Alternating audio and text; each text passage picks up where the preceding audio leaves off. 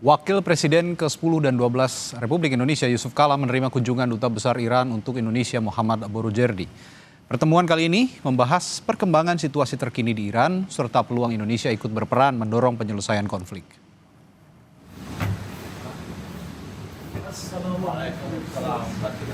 Yusuf Kala menyatakan Dubes Iran memaparkan kondisi terkini di Iran termasuk soal jatuhnya korban sipil terutama anak-anak sekolah. JK bilang Iran membutuhkan dukungan dari Indonesia dalam mengupayakan perdamaian.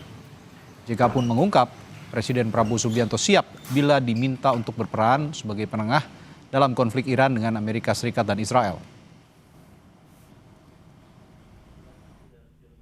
Menyampaikan tentang situasi yang terakhir yang terjadi di Iran dan juga perlawanan daripada rakyat Iran dan korban yang dicapai baik kebanyakan sipil yang seperti anak sekolah dan sebagainya, dan tentunya mengharapkan dukungan umat Islam.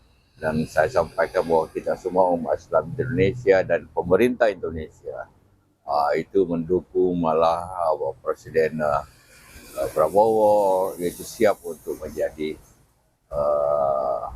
penengah dalam konflik ini